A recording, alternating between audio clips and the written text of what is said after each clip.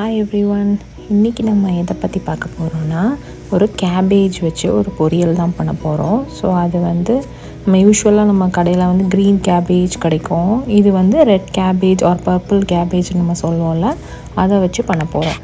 வாங்க பார்க்கலாம்.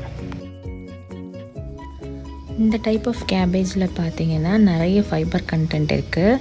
அதுக்கப்புறம் vitamins A, C, K and B6 கூட இருக்குது. இதில் லோ கேலரிஸ் இருக்கிறதுனால நம்ம வெயிட் லாஸ் பண்ணணும்னு நினைக்கிறவங்க கூட அவங்களோட லஞ்சில் இந்த பொரியல் ஆட் பண்ணிக்கலாம். இல்லை ஏதாவது சாலட் சூப் பண்ணணும் அப்படின்னு நினச்சாங்கன்னா அதுலேயும் இதை ஆட் பண்ணிக்கலாம்.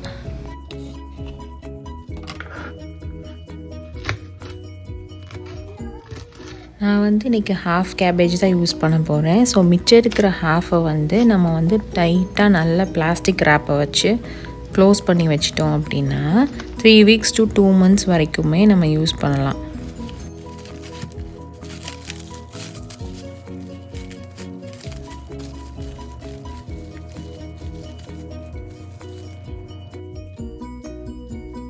எப்போயுமே நம்ம சமைக்கும்போது இந்த வெஜிடபிள் வேஸ்ட்லாம் கலெக்ட் பண்ணுறதுக்கு பக்கத்துலேயே ஒரு பிளேட்டு இல்லை பவுல் ஏதாவது வச்சு அதிலே கலெக்ட் பண்ணிக்கணும். ஸோ இப்படி பண்ணுறப்ப நமக்கு சமைச்சு முடிச்சதுக்கப்புறமா இது கவுண்டர் டாப் க்ளீன் பண்ணணும் அப்படின்னு தனியாக டைம் ஸ்பெண்ட் பண்ண வேணாம். இப்போ ஒரு பேனில் 2 ஸ்பூன் எண்ணெய் சேர்த்துக்கலாம்.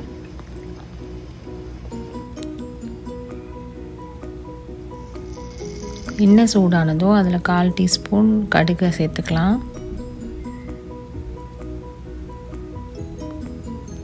கடுகு கொஞ்சம் வெடித்ததும் அதுக்கப்புறம் 1/4 டீஸ்பூன் உளுந்தம்பருப்பு,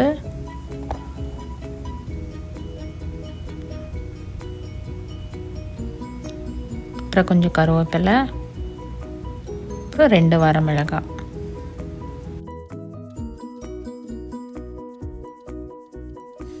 இது கூடவே ஒரு சின்ன சைஸ் வெங்காயம் கட் பண்ணி வச்சுருக்கேன், அதையும் ஆட் பண்ணிக்கலாம்.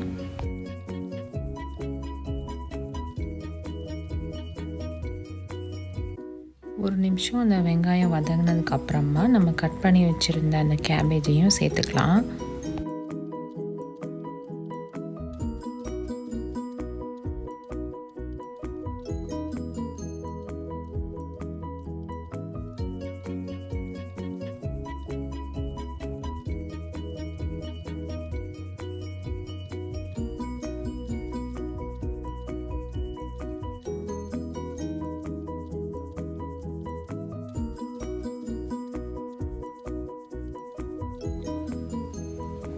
இப்போ ஒரு 1/2 டீஸ்பூன் உப்பு போட்டு கிளறி விட்டுட்டு நம்ம க்ளோஸ் பண்ணி வச்சிடலாம். இந்த கேபேஜ் குக் ஆகிறதுக்கு 5 minutes தான் ஆகும். ஸோ 5 minutes அப்புறம் எடுத்து பார்த்துக்கலாம்.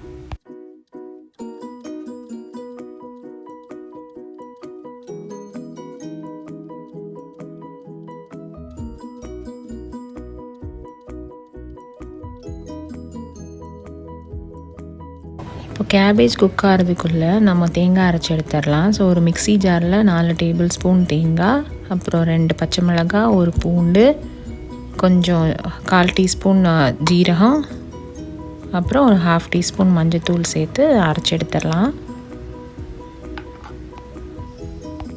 தேங்காய் அரைக்கும் போது நல்லா பேஸ்ட் மாதிரி அரைக்கணும்னு இல்லை, தண்ணியே விடாமல் குறைன்னா கொஞ்சம் அரைச்சா போதும்.